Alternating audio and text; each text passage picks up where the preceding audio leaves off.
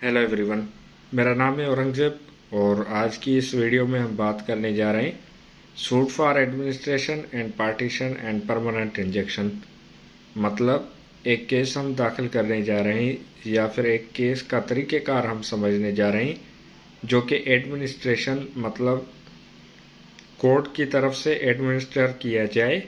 And partition उसमें विरासत की जाए, एंड परमानेंट इंजेक्शन और उसको रोका जाए। ये केस होता है suit for administration and partition के जब हम इनहेरिटेंस प्रॉपर्टी, इमूवेबल प्रॉपर्टी जो कि होती है उसकी जो हवालगी या हासिलात के लिए हम ये केस दाखिल करते हैं। कोर्ट के ज़रिए हम अपना जो कानूनी हिस्सा होता है इनहेरेंट प्रॉपर्टी में वो हासिल करते हैं, चाहे वो प्रॉपर्टी सेल करके या फिर पोजेशन किसी एक जो लीगल हेयर हैं उनको देके बकाया को जो उनका हिस्सा बनता है देने के बाद ये केस डिसाइड होता है या फिर कोर्ट इसको डिसाइड करती है थ्रू इट्स नाज़र, इसके नाज़र या फिर कमिश्नर की तरफ से, जो कि एक कमिश्नर अपॉइंट करती है जो इस केस का तयन करती है और जो मुनासिब हिस्सा बनता है सबका वो डिस्ट्रीब्यूशन करती है अपने तरीक़ेकार के मुताबिक जो कि एक कानून में दिया गया है या वाज़े किया गया है। तो वीडियो को स्टार्ट करने से पहले आप देख सकते हैं मेरा विजिटिंग कार्ड, आप मुझसे रब्ता कर सकते हैं। मेरे मोबाइल नंबर पर ऑफिस विज़िट कर सकते हैं या फिर ईमेल एड्रेस या इस वीडियो कमेंट सेक्शन में आप कमेंट करके अपना सवाल व जवाब पूछ सकते हैं और हासिल कर सकते हैं जवाब। तो वीडियो स्टार्ट करते हैं बगैर टाइम ज़ाया किए और आप देख सकते हैं कि इसका ड्राफ्ट कुछ इस तरह से होगा कि इन दी कोर्ट ऑफ, जो भी होगी कोर्ट या जो भी जज होगा जिसके पास हम केस दाखिल करना चाहते हैं, सीनियर सिविल जज वेस्ट एट कराची। ये कराची का केस है जो कि सीनियर सिविल जज वेस्ट के पास दाखिल किया गया था मैंने। सूट नंबर आप देख सकते हैं आप 2021, ये 2021 का केस है, पिछले साल का, जो कि अब तक पेंडिंग है और ये केस अभी रिसेंटली डिसाइड होने जा रहा है कल या परसों में। आप देख सकते हैं कि प्लेंटिफ की जो डिटेल है उसको मैंने कवर किया हुआ है, वर्सेस जो डिफेंडेंट है उसको भी कवर किया हुआ है क्योंकि ये इनकी प्राइवेसी है, इस वजह से। Suit for administration and permanent injection and partition, the plaintiff named above most respectfully begs to submit as under। अब यहाँ पर जो प्लेंटिफ हैं उनकी तरफ से फैक्ट्स और जो हकायक हैं इस केस के उनको कम्प्लीटली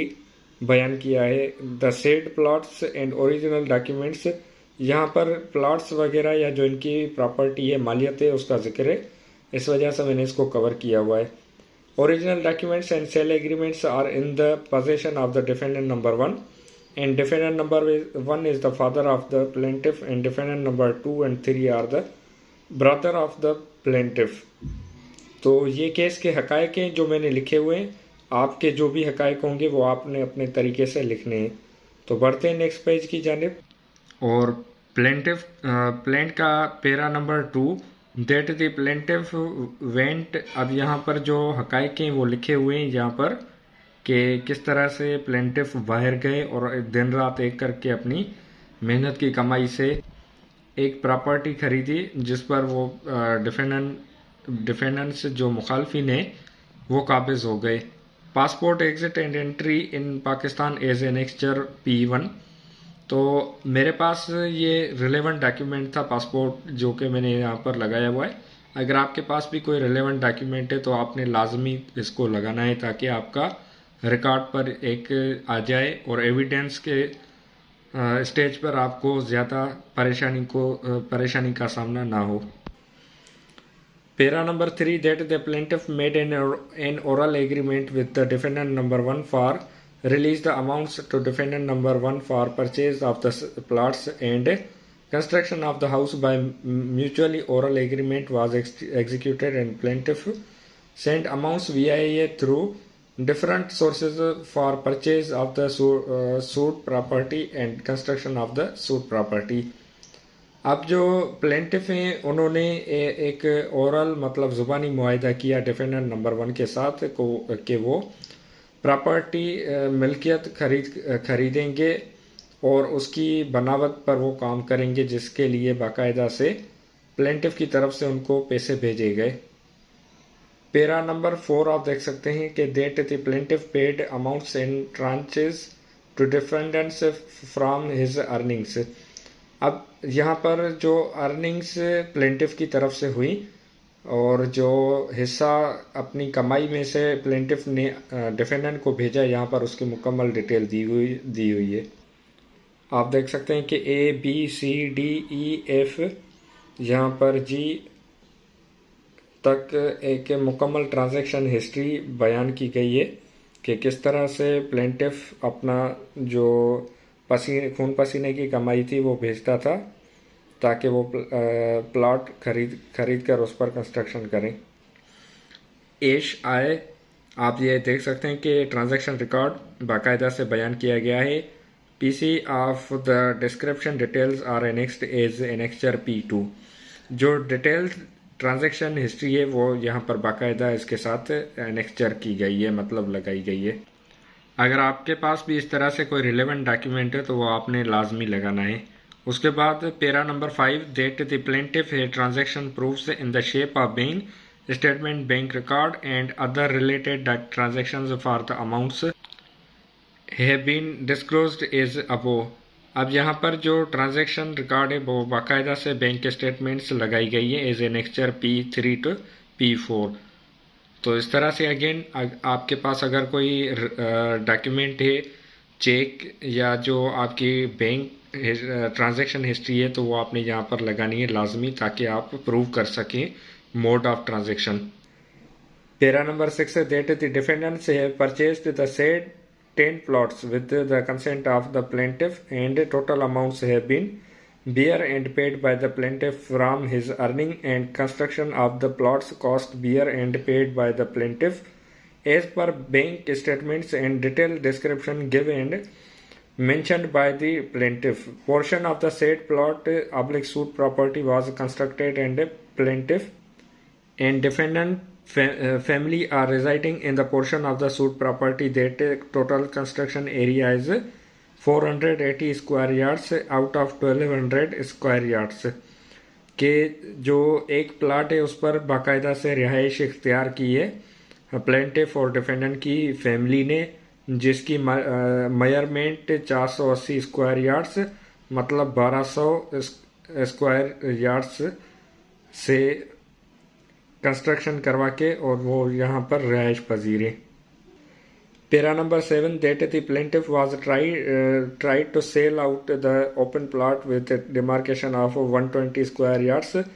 पर plot is remaining portion of the total area. अब यहाँ पर वही बात का जिक्र किया गया है कि जो एक हिस्सा बनता था प्लेंटिफ का उसने वो बेचने की कोशिश की, लेकिन उसको जाली तौर पर जो डिफेंडेंट है उन्होंने अपनी मिल्कियत जाहिर करके और प्लेंटिफ को सेल करने से मना कर दिया। Para number 8 that on 15 January 2021 defendants tried to sell out the remaining portion of the entire suit property that plaintiff interfered and claiming the owner of the entire suit property that defendant number 1 being further decided to constructed portion of the 4 plots the property of the plaintiff and remaining 6 plots open plots of the defendants and suit property was distributed, that one construction portion is lying with the possession and ownership of the plaintiff and open plots of the defendants that it was mutually decided by both parties plaintiff and defendant के ये दोनों parties की तरफ से mutually एक decide किया गया था कि जो मिल्कियत है उसकी विरासत की जाएगी और जो प्लॉट्स हैं उनका हिस्सा बाकायदा से प्लेंटिफ को दिया जाएगा। Para number 9 on 12th October 2021 plaintiff tried to sell out constructed house portion that interfered and created troubles with hard and boiled situation for plaintiff and issued threats to the plaintiff के जो plaintiff के हिस्से का plot था वो उसने cell करने की कोशिश की, लेकिन जो डिफेंडेंट थे उन्होंने प्लेंटिफ के लिए तकालीफ बढ़ा दी और उसके लिए मसाइल पैदा कर दिए ताकि वो प्लॉट सेल आउट ना कर सके। Para number 10 that the plaintiff avoid hard and difficult situation and demanded for 21 lakh for purpose of the adjustment against the remaining portions are help for opening a business to strive itself, but defendants didn't consideration at the any terms of the plaintiff के plaintiff ने जो अपना हिस्सा था वो बेचकर कारोबार शुरू करने की कोशिश की अपने गुजर बसर के लिए, लेकिन डिफेंडेंट्स ने उसके लिए कोई भी टर्म्स एंड कंडीशंस पर राजी ना हुए और उसके लिए मसलों मसाइल पैदा करते रहे।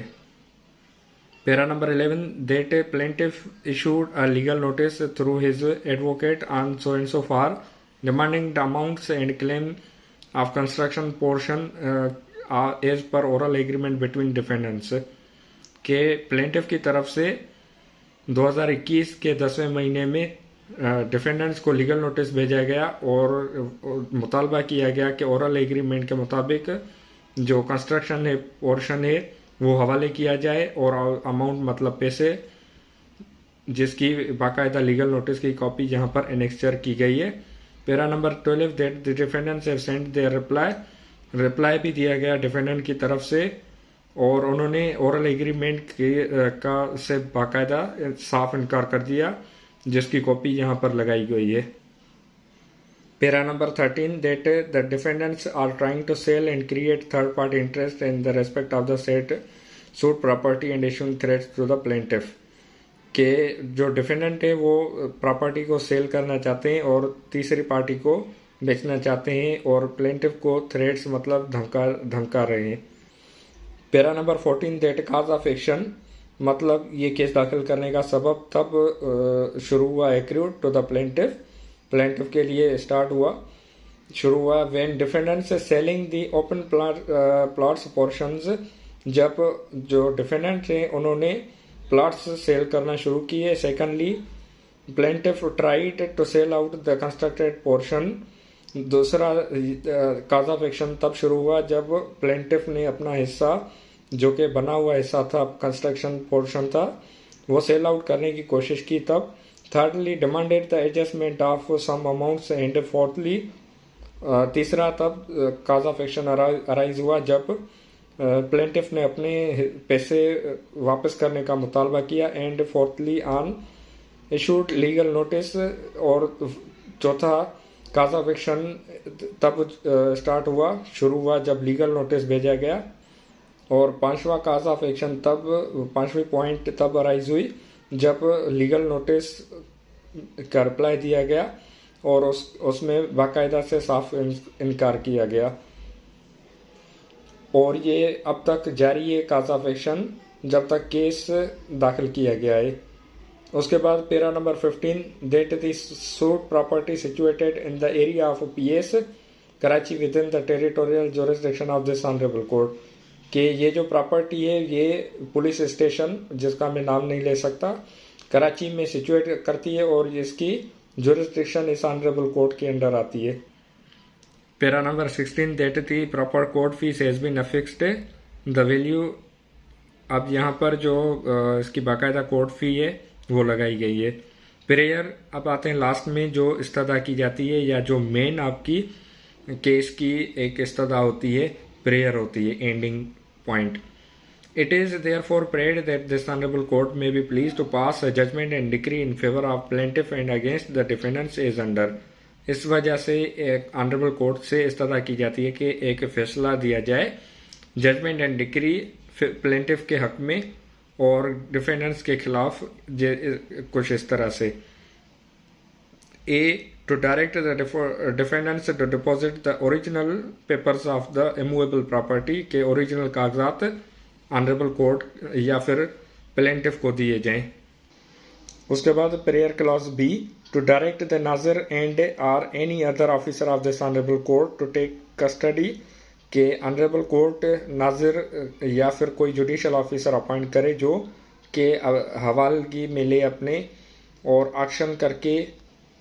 सेल या डिस्ट्रीब्यूट करे amounts assessed among the legal heirs, जो लीगल हेयर हैं उनके दरमियान by way of partition and or any mode according to their respective shares, या फिर जो हिस्सा बनता है उसके लिहाज से ऑनरेबल कोर्ट उसका हिस्सा करे और केस का हल निकाले। Prayer clause C, to distribute the assets, properties, movable, immovable, as per detailed description and decided the construction portion of the plaintiff and remaining open plots are the defendants among the plaintiff and defendants by way of partition and are any mode according to their respective shares is envisaged under law, के distribute करे जो असासे हैं या जो property है movable हो चाहे movable, और कानून के लिहाज से उसका बाकायदा से एक हिस्सा बनाए और जो हिस्सा बनता है प्लेंटिफ का डिफेंडेंट्स का वो दरमियान में शेयर किया जाए, विरासत की जाए और कानून के मुताबिक इसका हल निकाला जाए। Prayer clause D, restrain the defendants their agents servants subordinates etcetera, के मतलब उनको डिफेंडेंट्स को मना किया जाए या उनके जो सर्वेंट्स हैं, एजेंट्स हैं या सबऑर्डिनेट्स जो भी हो कि वो